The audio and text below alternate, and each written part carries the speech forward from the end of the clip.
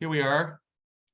And a copy of this PowerPoint will also be available on the website along with the recording if you're interested. So let's start with the basics. Why are we all here today talking about this? Well, this requirement came from the Illinois General Assembly, who passed a law made effective on June 10th, 2022. And we don't know why the General Assembly decided to do this, but I think it is one of those things the General Assembly does to show the public just how responsive they are and how much oversight they want over all these units of local government that are proliferate throughout our state. As many of you know, Illinois has the most units of local government by far over any other state in the nation. We're depending on, we can't even get the count right. That's how many units of local government we have in Illinois. Pennsylvania is 6, and we're at like 3,000 more units of local government over Pennsylvania.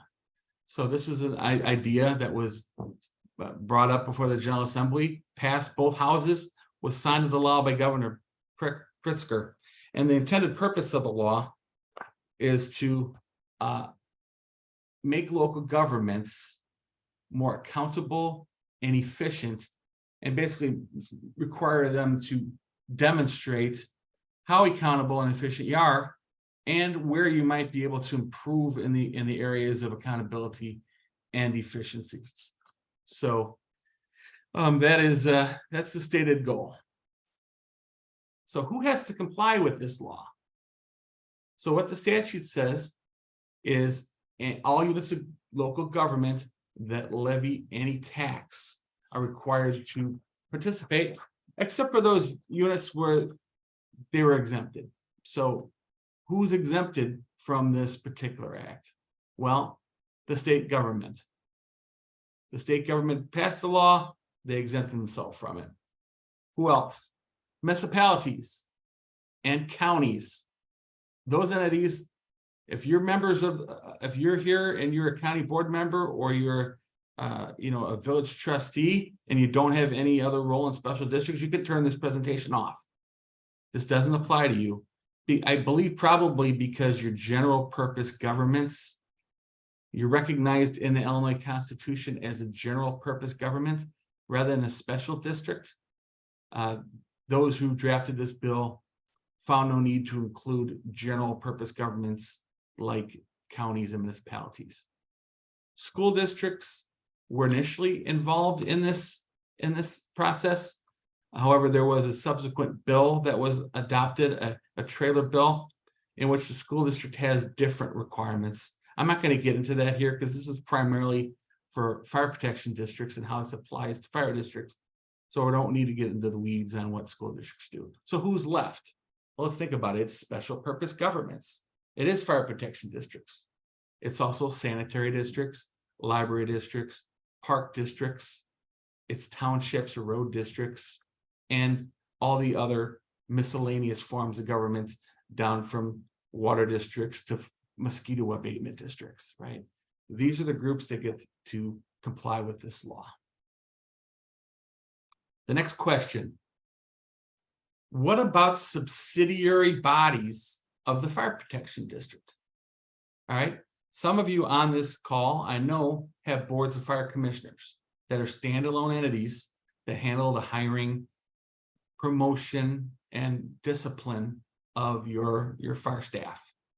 What about the firefighter pension boards? I know there are about 300 of those in the state, and many of those are associated with fire protection districts as subsidiary entities. What about this crazy animal we have only in the state of Illinois, known as a Foreign Fire Insurance Board? And then what about the committees that the fire district forms, i.e. if we have a finance committee, or we have a labor committee, or other committees that a fire district might create?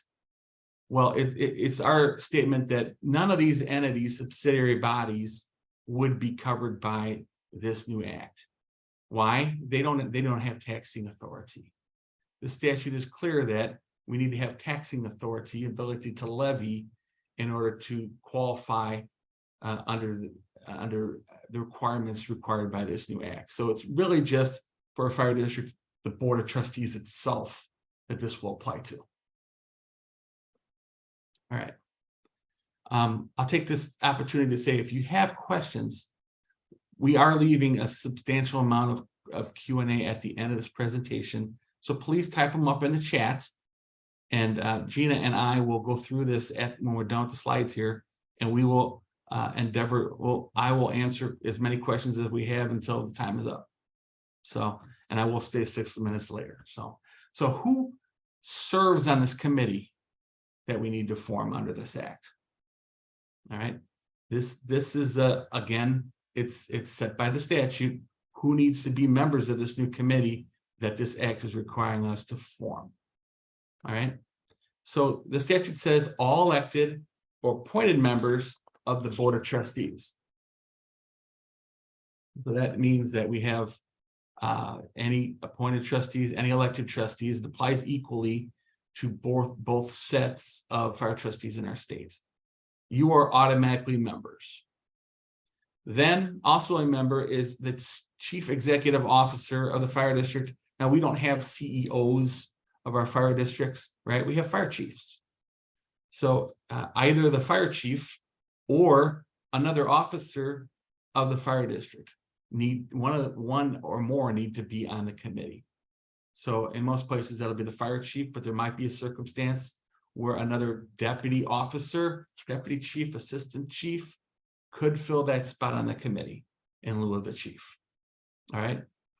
Next, the statute is very clear that at least 2 residents of the fire district also need to be on that committee. It says at least 2. You could have 5 if you'd like. You could have even more than that, or you could just do the minimum, which is 2. The statute is very clear that those residents, they have to reside in the fire district, right? They need to be appointed by the board president with the advice and consent of the board of trustees. So if you haven't already done so, you need to think about who would be 2 people that would be willing to serve on this committee that are not trustees and are not the chief and are willing to spend time studying efficiencies and are willing to do so for free, because these are unpaid positions. So there is also a catch-all in the statute about the committee makeup that says that any other members that the committee deems appropriate can join the committee. So you might be a meeting into it and realize, we really could use somebody with a banker or financial expertise on this board, and you decide to add another one, you are allowed to do that. The committee can be any size. There's no cap on the number of people of the committee.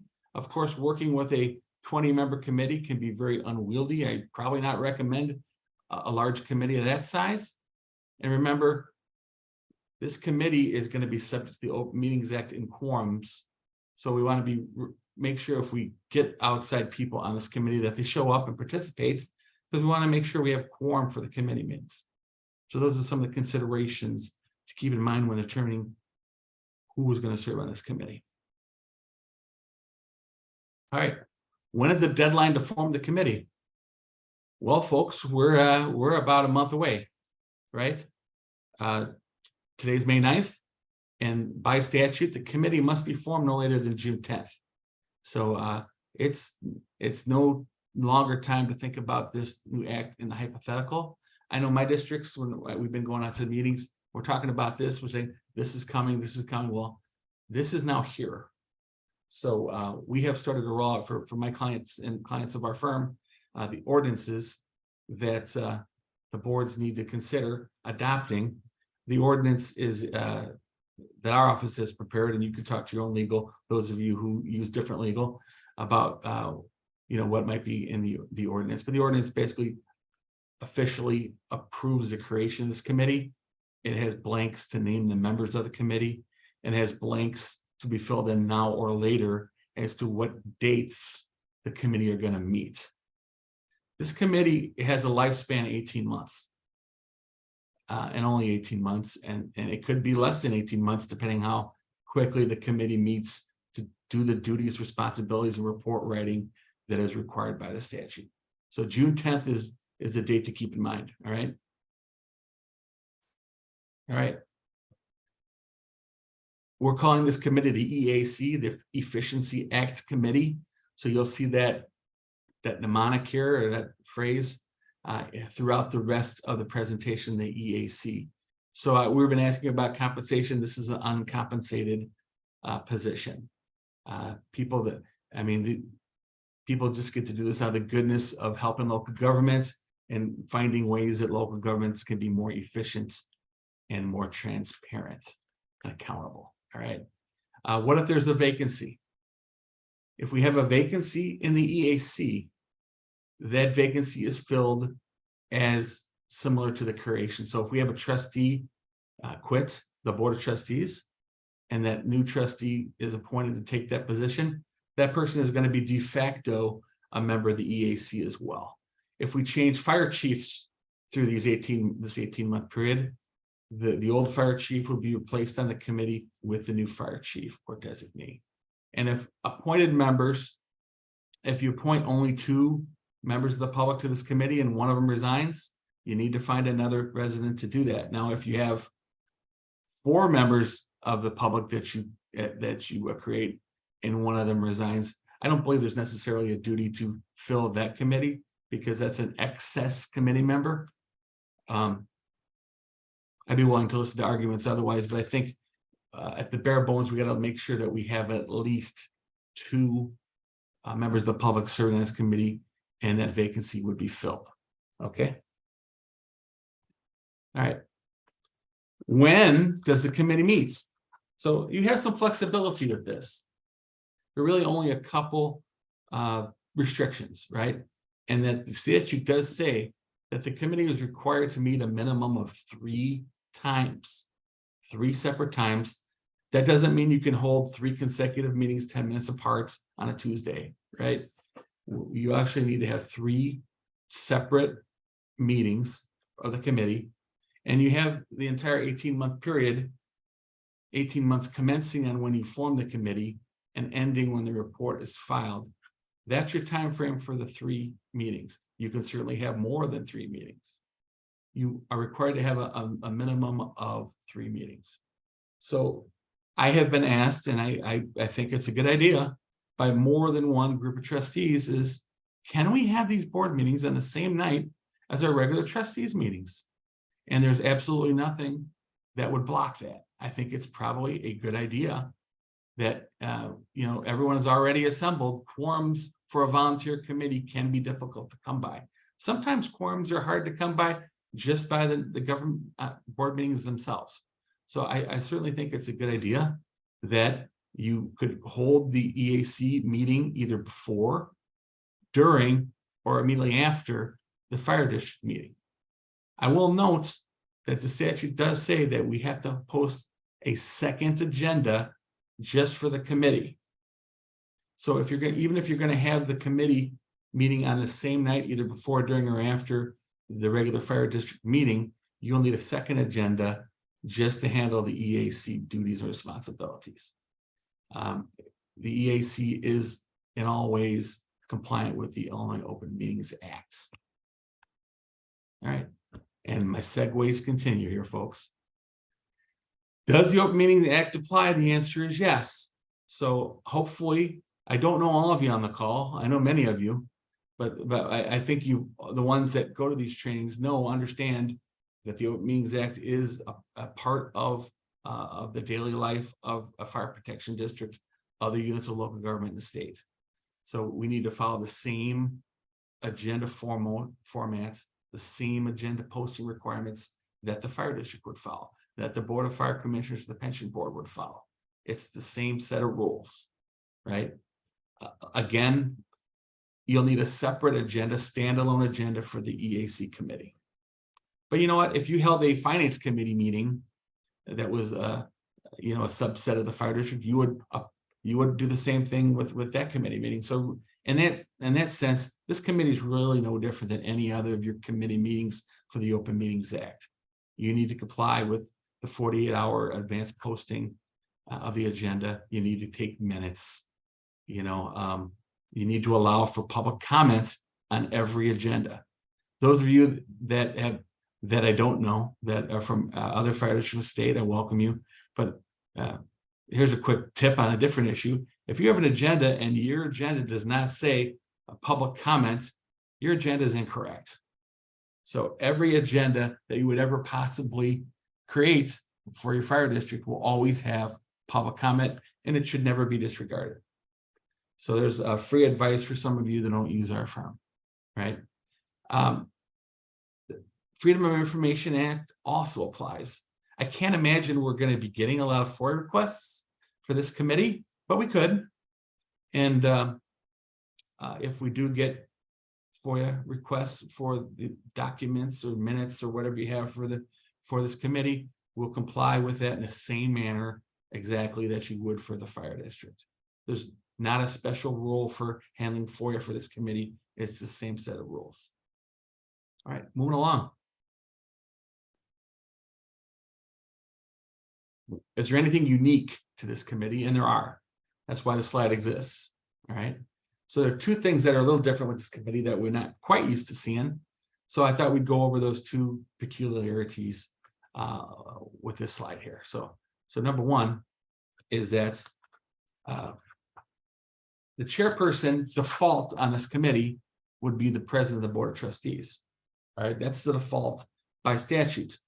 But the statute does say that the chairperson could be either the presiding officer of the government, in this case, the president of the board of trustees, or a delegate from the president. So it does not say advice and consent. Most appointees say with advice and consent of the board. This one just says will be the president of the board of trustees or a delegee. So in that case, we can decide the board president doesn't want to be chair of this committee. I don't know why they would or wouldn't, but if they want to have somebody else serve as the chair of the EAC, they can designate that person to be the chair. The second thing that's a little bit different is that you're required at the conclusion of every one of your committee meetings, so at least the 3, but if you have 4, 5, 6 meetings, each meeting that this committee holds, you need to have a survey put out to those in attendance asking for their input on what was discussed. So not only are you going to have public comment from those who wish to attend and wish to provide content or comment to your taxing body, heck, we should welcome that. This should be welcome. This should not be something insular, an insular thing that only the very tight-knit people of the fire district look at. This is our chance to get that outside input. We should welcome folks to come in and offer their input. Some of it might be good and some of it might be awful, but there's an opportunity for people to have a voice and a say in what the fire district might do better. And maybe it's an attaboy about what you're doing good. So, but in any event, we're required to ask for input of those in attendance, which is not that usual. That's a little different. So you can either do that by having a sheet of paper that you hand out with questions, like a survey form, or you could get everyone's email address who's willing to give their emails and email it to them. So it's one more step that we will have to take. It may be that you have an EAC meeting and nobody shows up. I'm not sure how you would have to survey anybody if nobody's there. I think you would be able to waive that under those circumstances. But if there are three people in your audience, you hand them a form and see if they have any inputs, and maybe they will have an idea that would be good and something you consider for the efficiency and accountability of the district. And maybe it's a really bad idea, but in either way, we need to collect that information. All right. All right, so we're about 10 slides in, and maybe it's time to say, hey, what is this committee even supposed to do? We've kind of talked about how the committee is formed, how we handle vacancies, how we hold our meetings, when we hold our meetings, but what are we actually supposed to do with this committee? So the first thing is, as we mentioned before, we got to hold the 3 meetings, right? That's first and foremost. But we already knew that because you were listening to my presentation. All right. What else do we have to do? Well, I mean, you look back to the purpose of this statute. It's to address areas of efficiency and accountability within the taxing body, in this case, the Fire Protection District. And ultimately, you're writing a report. All right. That is the end sum game of this committee, is that the committee exists to gather information, condense and instill information, and write a report about how efficient and accountable you already are, and then recommendations of self-study about how you can be even more efficient and accountable. So that is the end game of this situation. So you're going to spend those 3 meetings or 3 or more meetings. I think the early meetings will be trying to figure out an action plan about who in the committee is going to be responsible for different areas of gathering information that we would utilize to create this report. All right. And then having public hearings and letting the folks bring up ideas that they might have for the efficiency and accountability. If there are ideas that the audience brings forward, those are things we can include in the report. Even if they're bad ideas, we can put them in our report as ideas that came from the public and have them included in the report. But this report is supposed to be a summary of what has happened in the past 18 months with this committee, what you did, when you did it, what you're doing good, what you can do better, and a conclusion, and then we file it. And who do we file it with? Your counties. So counties are the receptacles, the recipients of this report. So if you're in one county, that's easy. If you're in multiple counties, each county gets a copy of this, right? So,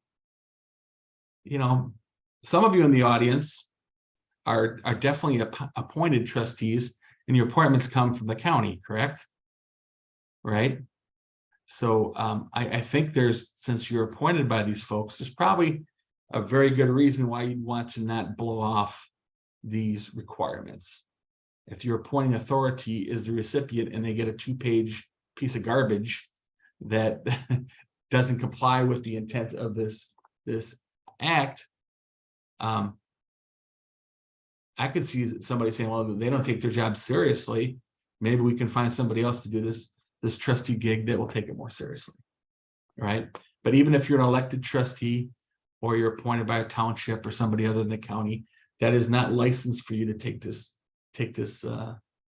with a grain of salt. I think I know we have some of my clients that are grumbling about this act and the unfunded mandate, which is true, it's unfunded mandate, and grumbling about some of the responsibilities that are going to happen in the next 18 months.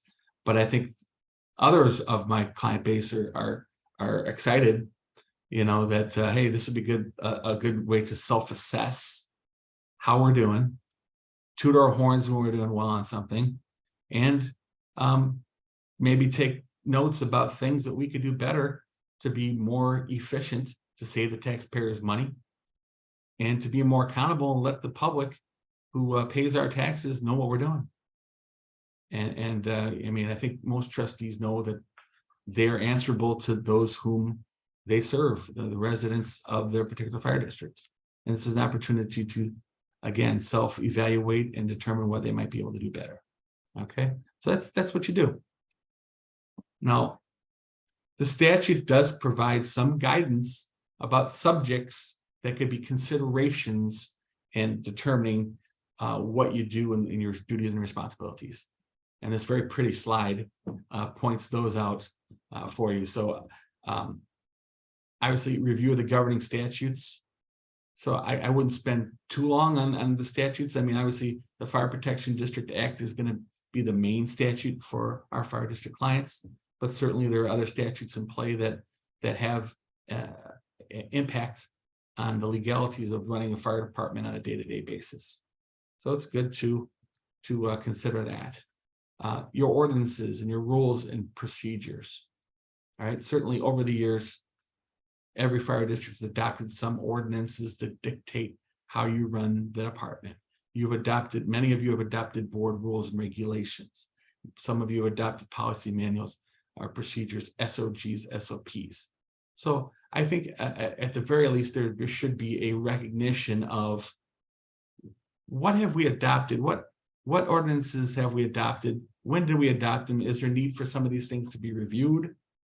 Are they out of date? Did we adopt our rules and regulations in 2001? If so, that was 22 years ago. Maybe it's the laws have changed. I know the laws have changed. Maybe our rules need to be revamped. Maybe some of the rules that we put in place are obsolete. Even something as simple as a job application form.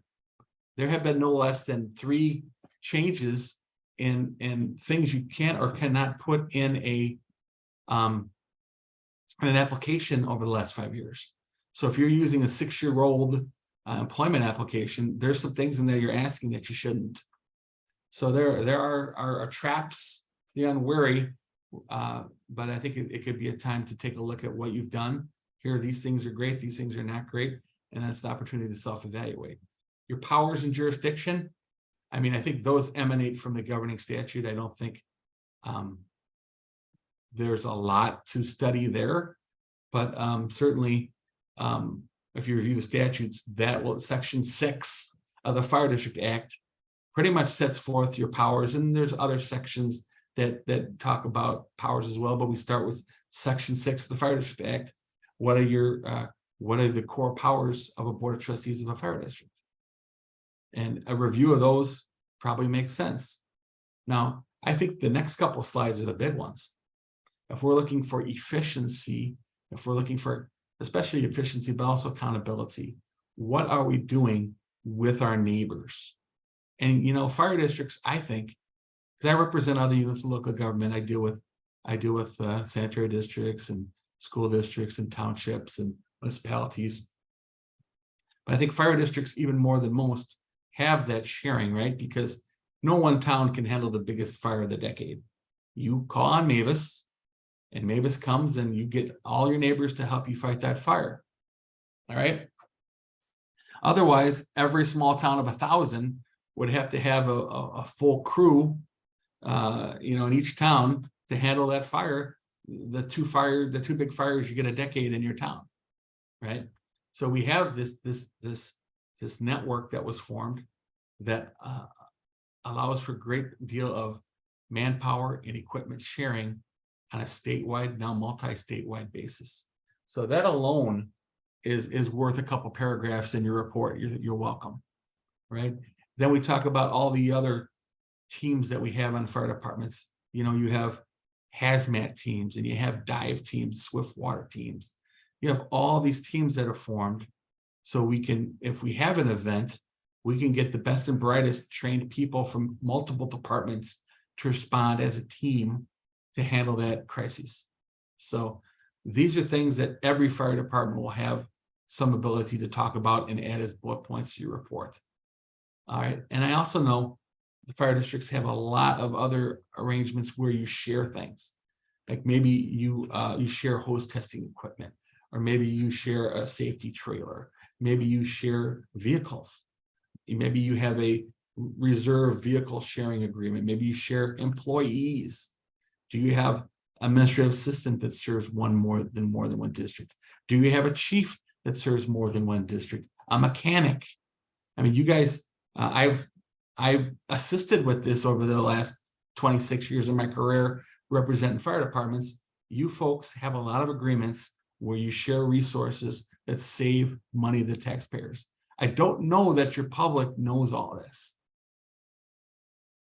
I think this is an opportunity to enlighten folks that just look at the $1.8 million ladder truck and have nothing but bad thoughts about their money going towards it, to say, hey, look, we share, we care, and we go out there and we have these very expensive public safety necessary tools, but we have the ability to share those, and neighbors share with us. Automatic aid, mutual aid, any number of services. I think there should be on each one of your reports a section that deals with where do we share services, where do we have intergovernmental agreements with our neighboring fire departments. And it's not just neighboring fire departments, isn't it? I know we have agreements with our overlapping counties and municipalities, our townships, our school districts. If we have an ambulance show up at the football game, there should be an intergovernmental agreement between the school district and the fire district that says the terms, right? That is intergovernmental cooperation. And you have any number of instances that you could come up with if you sit down for 20 minutes and think about it. So that is going to be, I think, a core of this process, is to identify and write down what we do well, what we share with others, right? So are we getting grants? Are we active in obtaining additional sources of revenue from other units of local government or even from the private sector? Every dollar we get from a grant is one less dollar we have to tax our residents with, or maybe one less dollar we can charge an ambulance fee. So that's another thing, is what are we doing to save money? What are we doing to bring in additional money outside of the property tax and ambulance fee, which, as we know, are the number one and number two source of income for our fire districts. And those of you that don't run an ambulance don't even have the second one. So anything we can do to lessen the tax burden, that's one of your roles as a trustee, is to try to have a great service, but do it efficiently. I'm going to keep rolling here. Now, what is this report supposed to look like? We've gathered all this information. We've tooted our horn. We've taken a look at everything. What does the report have to have, right? So the statute doesn't really say it. There's no minimum page number. There's no really guidance at all on the required depth or length of the report. Now, I will keep an eye out for the state administrative code to see if any more guidance comes from the state through the agencies about what this report has to look like. That has not come yet, but we'll be keeping an eye out for that to see if anything does come. If nothing does come, it's up to you to determine how deep and how long this report is. But what the report does have to have is a summation of the work and findings that the committee has made. So there needs to be, I think you'd probably include excerpts from each of the minutes of each of the board meetings that the committee holds would be part of the report. All right. And then it does say you need to include recommendations. So even you, chief or trustee out there that thinks that you have the 100% perfect fire protection district, there's nothing I can do to change. Everything we do is A+++. You need to come up with some recommendations. So put your thinking cap on if you think you have the ideal perfection fire district. I'm not going to name names, but I see in the audience. Okay. So we need to have some recommendations to better the efficiency, to better the accountability, right?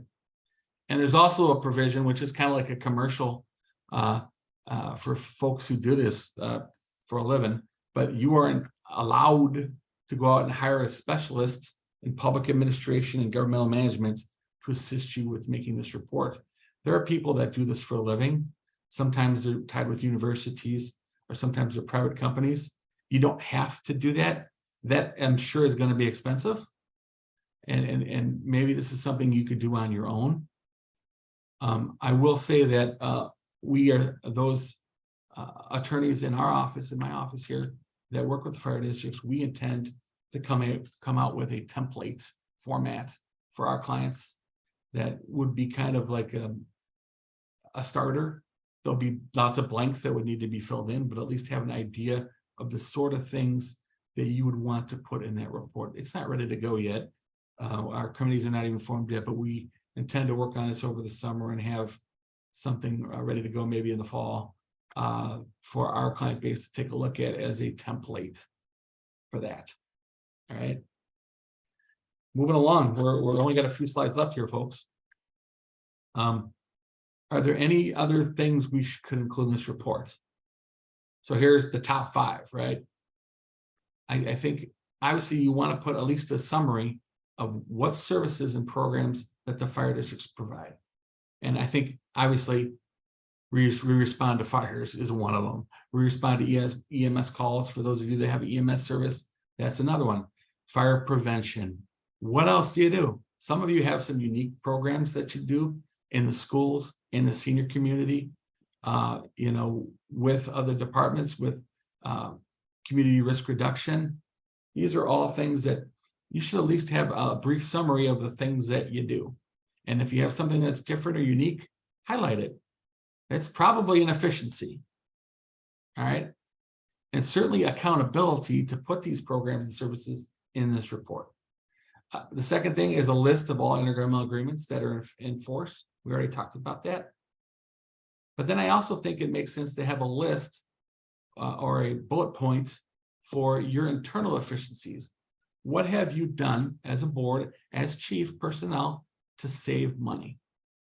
Have you gone in and decided to save money by leasing something rather than buying it? Have you gone in and shared equipment? What else have you done to save money to the taxpayers? That's part of the accountability piece. If you can say, hey, look, we even something like we bought a spec engine instead of buying the new one, and we believe we saved the district upwards of $50,000, I would put that in the report because that's an efficiency. All right. As part of the recommendations, I think you could include some potential cost-saving measures. Are there things that you can identify that you could do to save your district money, save costs? We all know that personnel is the number one driver for at least our full-time departments. That's the number one with a bullet. And it's not so easy to save costs on personnel because, people need raises to keep up with the cost of living. We know that. But any measures that you can put in this report, great. Now, the transparency measure. Some of you have websites, some of you do not. Maybe this is the jumping off point to say, we are going to finally have a website and come into, the year 2023. You're not required to, folks, but maybe this is the jumping off point is we will at least have a basic website that would have information on there. We'll put our agendas on there. We'll put our board minutes on there, our budgets on there. We'll put important ordinances on there. And, that would be something you could put as a goal. All right. We don't have a website, or we have a very poor website, and we're going to create a website and we're going to have this information out there and available to our public. And here's the beauty of having those things on your website. Number one, the public can access it and they don't have to bother you for those things. If someone files a FOIA request for something you have on your website, the answer is our website has that. Here's the link. And you don't have to make copies or send documents. If it's on the website, you can direct them to your website and not otherwise have to answer that FOIA because it's publicly available on the web. Maybe there'd be other things like social media. Some of you have social media, either Facebook or some other social media out there that kind of lets people know fire safety tips, things you might have going on locally. Maybe the Firemen's Association is having a dinner or a pancake breakfast or something. It's a way to get information out to your public. And, that is an accountability measure in a sense, and that you're letting the public know what you're doing and you're giving them friendly tips and doing other things in there. Use that as a tool to educate your people and also let them know what's going on with the fire district. All right. Next slide is who receives the report. I think we already let that one out of the bag, that your county board or boards will receive this report. And you can address, when the report's done, I would address a letter to the county board chairman or executive and let them know that attached you will find the report under the Decennial Committees on Efficiency. And, maybe just make sure, I would send that to maybe certified to make sure they know they got it. And the due date is 18 months after you form the committee. So if I put an example in there, if you form the committee on May 15th, next Monday of this year, then your report will be due in 18 months, which turns out to be November 15th of 2024. If you create your committee on June 1st, then it will be due December 1st of 2024. Now, you don't have to wait to the end to file it. If you have your 3 meetings in this calendar year and you have the report done by Christmas, you could send it by Christmas. And here's the thing: once the report is tendered to the county or counties and it's made available to the public, which is required, the committee ends. All right, that's this slide. After the EAC has filed the report and made it available to the public, it dissolves. So it dissolves as a matter of law, and but it isn't dead forever. This is called Decennial Committee, and if you look up the word decennial, it's every 10 years. So guess what? June 10th, 2033. All right, we'll be doing this fun again. At least some of us will be doing this fun again. Some of you will probably be retired with your feet up and not worrying about this. But I'm young enough, and Gina's young enough, where she and I are going to have to deal with this. I look old, but I'm young. And we'll be in June 10th, 2033. And if they haven't changed the law or revoked it, we'll be doing it again. We'll probably do another one of these webinars again, because it'll be a bunch of new people.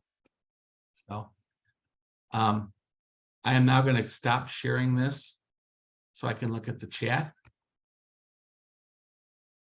All right.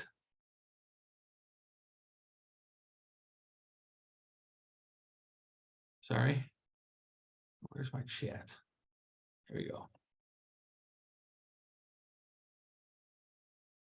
All right. And we have a lot of questions in the chat. There's 14 so far. Shawn, do you want me to read them to you? Yeah, go ahead. The first one is, are there any repercussions for non-compliance? Okay. All right. So the act, I knew somebody's going to ask this question. The act doesn't call for any criminal penalties if you do not comply with this act. The act does not speak to any fines or civil penalties if you don't do this act. However, a lot of people in the state now know about it. We're all learning about it. And particularly if you're an appointed person and you are supposed to file to the county and they don't get the report, I think there'll be direct consequences for not providing this. We represent about 140 fire districts with our firm, and I don't think we're going to recommend that any of them disregard it. Certainly, I think the ones that probably have less to say would be the paper districts, the districts that just exist to collect the taxes and turn them over to somebody else for the service, because really they don't have an active fire department, and their report might be very small, but I think the recommendation is that everybody would comply. If you don't, you take your own risk. Next question, please. Can the member of the public be a retired fire chief? All right. We have a lot of membership questions about who can be a member of the committee, and the only requirements I can see would be that they are residents. So at least the 2 people that you're required to appoint from the public need to be residents. I would not add felons, just because felons are usually excluded. It wasn't specifically excluded, but if you can find some non-felon residents that are willing to do this, it could be a retired fire chief, it could be one of your employees, it could be a village official, a township official, it could really be anybody. And then remember, if you wanted a chief that didn't live in your district to be on this committee, you could add them, but they're not one of the 2. They could be that other person that's added to the committee, because that's kind of the catch-all. You could, if you could get, the state fire marshal to be on your committee who lives in Chicago or Springfield, I don't know where, they could be on your committee, but they wouldn't be one of the 2 residents. What about the current fire chief? Can he serve? The fire chief has to serve.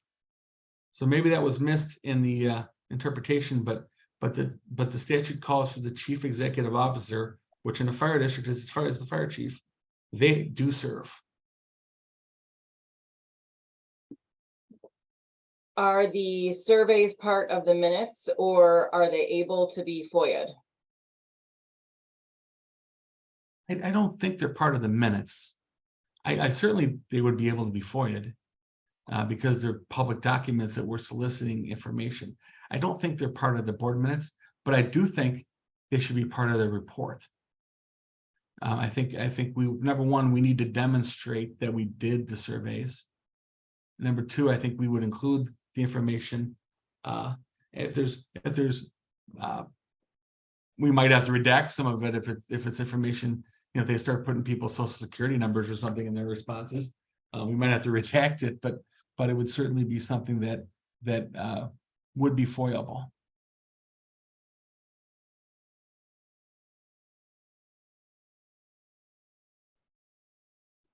Is there an example of an agenda or the report anywhere yet?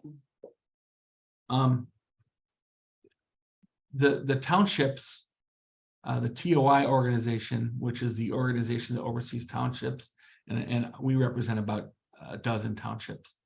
They have put something rudimentary together for townships to look at. You could probably go on the TOI website to take a look at that. It is far too early for us to have that ready for the fire districts. Our client base will get something, in the early fall. But in the meantime, we have this information will be available to everybody, and everybody should have an idea of the sort of information they should be gathering. And I think at some point we'll have a one for this organization that we can share as well, but not now. Mm-hmm. Do you have examples of what areas of efficiency and accountability they are looking for in the report? Yeah, I think maybe that question was asked before we went over some of the stuff. I think I went over that. Mm-hmm. Any idea what the county will do or what they're required to do with these reports? Yeah, I was asked that last night at my board meeting, one of my board meetings. The act doesn't say what they're going to do with the report. The county has no other responsibility. They're not subject to the act. They're the recipients of these reports. They could do anything with them, but they're not required to do anything with them. So that is sort of one of the frustrating things of this process is we're spending a lot of effort to do these reports, and we're not sure what the outcome of this is going to be, other than we need to file with the county. That is where some of the at least our client base has some concern with this whole process. Should the terms of an IGA be spelled out in detail? Oh, here's how I might do it if I was writing the report, and I'm not going to be writing too many of these reports, but I might be looking at yours and offering suggestions. But I think a listing of all the IGAs and maybe just a 1 or 2 sentence summary of what that does.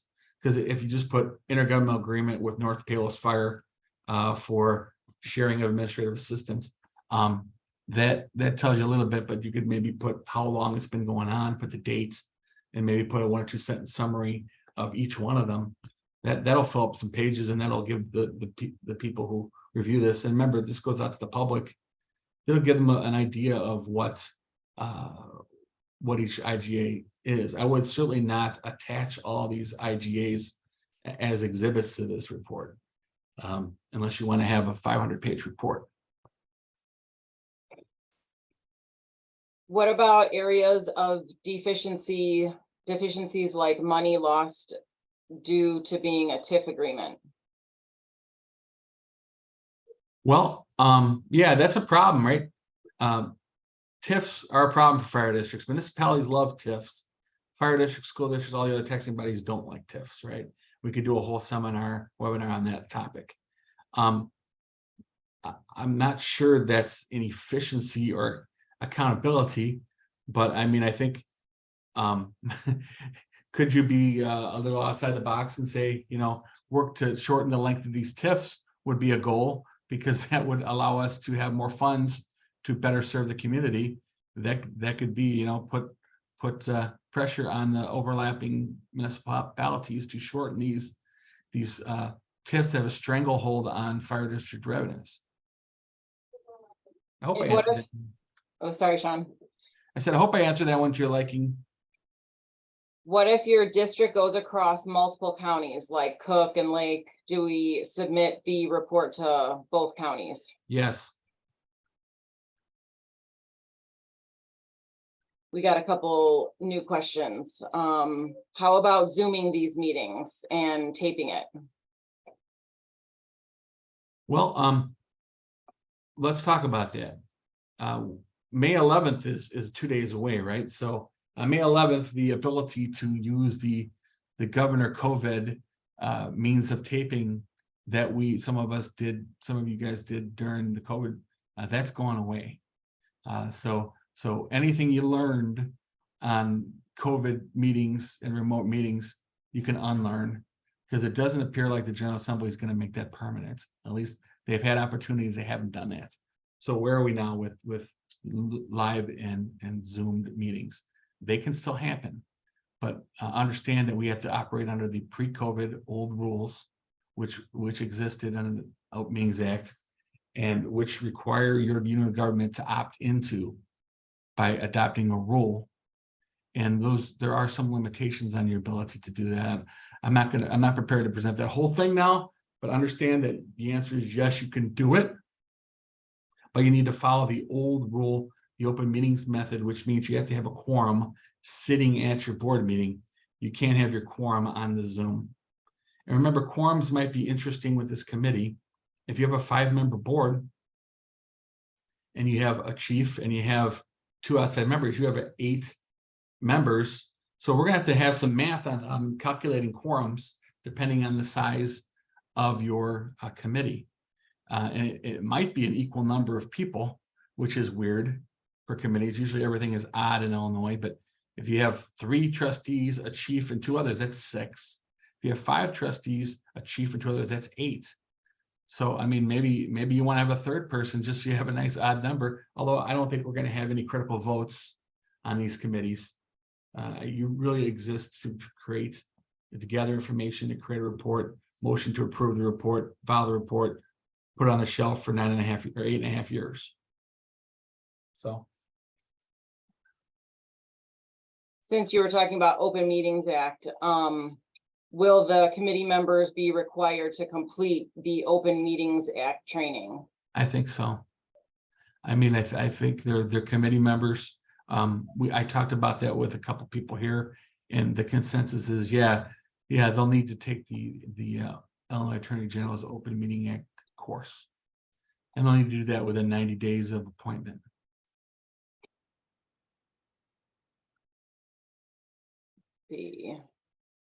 Would it be appropriate to discuss accountability as it relates to property taxation and state unfunded mandates?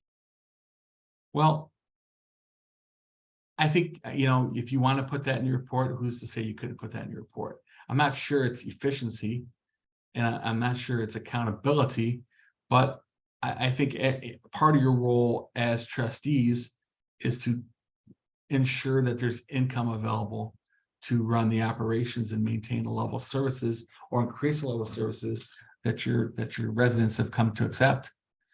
So if there are problems with unfunded mandates, that certainly could be listed in your report. And if there are problems with property taxation that are costing your ability to provide those services, that could be an accountability, but that's more of a negative accountability factor. But if you want to put it in there, it's your report, folks. And can you just talk about real quick again about putting it on the website and so the public can see it? Sure.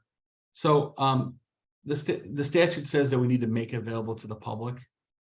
So it doesn't say you have to put it on your website, but if you have a website, I'm going to strongly recommend you put it on there, because that's the easiest place to find it. Other than that, if somebody comes and wants a copy of it, we'll give them a copy of it. If you are a small fire protection district in a town of 500, and there's no way you're going to do a website ever, just be ready if somebody wants a copy of this report to give it to them. Can you elaborate on the survey versus the public comment? who is filling out this survey and how is that information getting transmitted back to the EAC and Board of Trustees? Sure. The public comment is no different than any of your meetings, right? You need to have ability for people to public comment. One thing that I should mention that I didn't is that it says you need to leave at least 5 minutes per person for public comments. So if you have a rule saying 3 minutes in your board rules, you'll need to vary that for this committee because it does say 5 minutes. So public comment is just capturing what those people have to say. I think in this setting, you would want somebody taking notes to get the flavor of that public comment, because you may want to include it in the report. The survey is something different. It's an after the meeting issue, which I think you would even want to say before the meeting adjourns. Listen, we have a survey here that we're required to circulate for anybody in attendance. We would ask that everybody pick one up, and if you'd like to fill it out and return it to us. People don't have to fill it out, but I think we want to be able to say that, hey, we had a survey available with some room for people to write on the survey. And the survey could be 3 questions, it could be 5 questions. And the last question could be, is there anything else you would like to add? And give them space to put something. And then I think those things we'd want to have some summation of those appear in this report. Number 1, to show that we have complied with the survey portion. And number 2, I think this is designed to be a collaborative report, which includes folks who may not be huge fans of the fire district, and maybe folks who are huge fans of the fire district, but aren't an appointed or elected board member.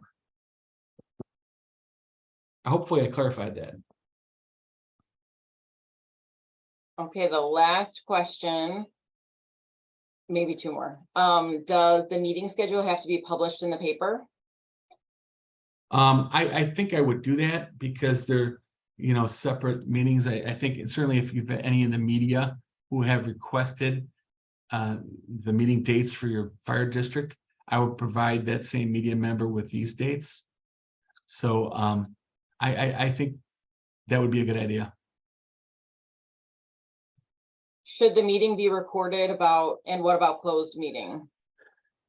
I was trying to think about that. I would very much doubt you would have a closed session for this. I mean, I was trying to go through, you're not buying property, you're not selling property, there's no litigation, there's no personnel issues. You would have the right to go to closed session as a committee. I don't think practically you'll need to do that. But if you did find it an instance in which you would need to do that, which I would have a hard time, maybe you're more creative than I am on the line here, but I don't think there's probably a real ready purpose that you would need to go to closed session for this committee. I think it would make sense to do it all out in the open. As far as recording it, Mr. Hill, I think that that's up to you. You're never required to record your open sessions. That's never a requirement. You're always required to record your closed sessions. Hopefully I see a lot of nods. That's not new and breaking news to all of you. But I mean, that's up to you. I don't, it's not necessary or required. And what do the survey questions have to be? Well, I think that is going to be up to you. I certainly think one of them is just asking for input from the residents who attended, if there's anything they'd like to add on the subjects that were discussed. So if you're going to have, let's talk about real briefly. You have at least 3 meetings. How I see it is the first meeting is kind of just getting to know you, gathering info, figure out who's going to gather what information. And then between that time and the second meeting, that information is being gathered. The second meeting should be, here's all the stuff we gathered. What stuff is good to put in this report? And I think you probably have a lot of survey questions arising from the topics that you discuss in those first and second meetings. The third meeting, if you limit it to 3, which I know many of you are going to try to do that in the minimum, the third one should be, somebody should have a draft report by that third meeting. And then that meeting should be spent towards what should we add or subtract from this report. And I think if you're going to try to do it in the 3 meetings, that's probably a good division of labor. And at the end of each meeting, we have an opportunity to see what the others have to say. There's certainly not a required specific set of survey questions. Can an additional member of the committee be a non-resident, such as the district's assistant, just to take the minutes? Well, I mean, a district assistant who wants to take the minutes can attend these committee meetings as a non-voting member. That solves that problem. And what if we can't get the two residents together with the board until after June 10th? You don't have to, and I've seen misinformation on that. It's my impression that you do not have to have a meeting before June 10th. You only have to identify the committee members by June 10th. And let me give you an example. I had a meeting already this week where they didn't listen to their lawyer on their homework, which is to get two names together. I've only given them that advice and hope they're not in the line. They'll be a bit critical of you. But they had a homework, and many of you had homework for those meetings I go to find two or more people from the public. And we got to the meeting this week and they didn't have the two people yet. So what we did is we adopted the ordinance and made it effective June 9th, 2023, which is one day before the deadline. And in that time, they will get everybody lined up and they'll get the first meeting date figured out and fill in the exhibits to the ordinance, and all is good in the world. We are timely that way. That would be my recommendation. Do the members of the board fill out a survey, or only the public attending? Oh, the act requires that we survey those in attendance. I mean, if we don't, I don't read that as requiring the committee members to fill out the survey. But you could if you wanted to. That was the last question. Wow. And I stayed 8 minutes. So you got 2 minutes for your meeting. I apologize again for the slow start, but hopefully I made up for it in the end. And hopefully there's some information you could take back to your boards. With that, I want to thank Gina for helping me along with this. She's awesome administrator for the Northern Illinois Alliance of Fire Protection District. I'm Shawn Flaherty from Austin. I thank you and have a good day.